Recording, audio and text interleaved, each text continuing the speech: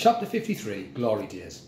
Jack managed to convince his grandfather that before they went up and away, they needed to stop off for some rations. It was the early hours of the morning, and Jack knew there would only be one shop open, Raj's newsagents. In truth, the boy hoped the newsagents might be able to talk some sense into the old man. Ding! It was still early, but Raj was stood behind his counter. He was sorting through the pile of newspapers for delivery, as he did every morning. "Mr. Bunting, you are back," remarked the newsagent. He couldn't quite believe his eyes. After witnessing the old man being carted off to Twilight Towers by Miss Swine herself, he wasn't expecting to see Grandpa again any time soon. "Yes, Chawwa. Escaped from jury," announced the old man. "Jury who?" asked Raj. The boy butted in. "He means the Nazis," before whispering. "He thinks the war's still on, remember?" "Oh, yes, of course," the newsagent whispered back. "We need some rations, Chawwa.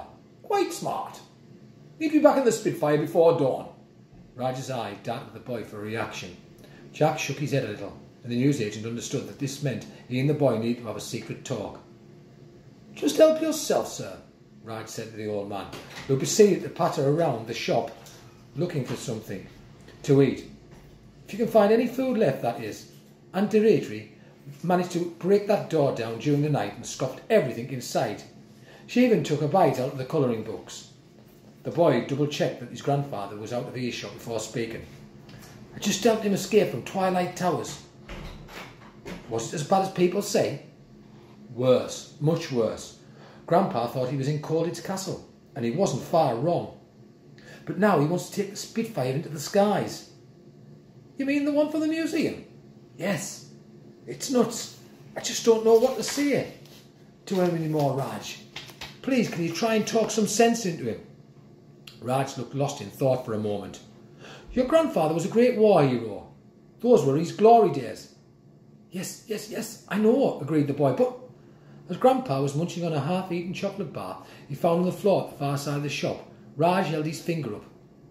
But, why does it always have to be a but? But... And another one. "Jack, your grandfather is a very old man. You know he's getting more and more confused all the time. The things he has is eating away at his mind."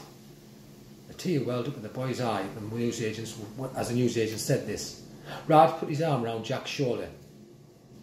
"It's not fair," declared the boy as he sniffed back a tear. "Why did it have to happen to my granddad?" Raj could be wise if he wanted to. "Jack, the only thing that keeps him going is having you by his side." "Me?" asked the boy. He didn't understand. "Yes, you. Whenever he's with you, your grandfather is back in his glory days." "I suppose so. I know so. Listen, I know it's nuts, but it's good to be a little nuts sometimes. Why not let this old hero have his flight?" Jack wiped away his tears with his sleeve. He looked up at Raj and nodded. In truth, now the boy had a taste of adventure he longed for more. Jack had played at being a fighter pilot with his grandfather so many times. Every night he'd gone to sleep dreaming of being one. Now the boy had a chance of making that dream come true. "Wing Commander," said the boy. "Yes, Squadron Leader," replied Grandpa, completely oblivious to the boy's little chat with Raj. "Let's take to the skies." Chapter 54, Racing the Sun. Moments later, the three were sat on Raj's beaten-up old motorbike, speeding towards the Imperial War Museum.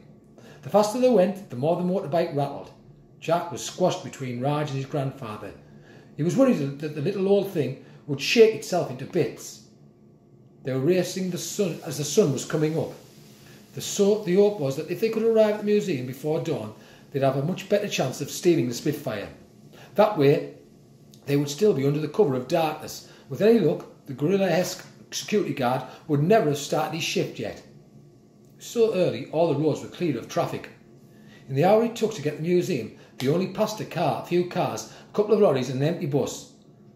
The world had not yet woken up. Raj dropped the pair off right outside the Imperial War Museum. The place was deserted, save for a flock of pigeons on the roof. "Good luck up there, Wing Commander, sir," said the newsagent with a salute. "Thank you, Chawwa," replied Grandpa with a nod of his head. "And good luck to you, Squadron Leader," Raj saluted the boy. Thank you, Raj. Ciao, Wally. Be safe now, you two. And by the way, there's no charge for that half-eaten chocolate bar you found on the floor of my shop. Most kind, replied Grandpa. Finally, Raj pulled back the throttle out of his motorbike and rattled off down the road.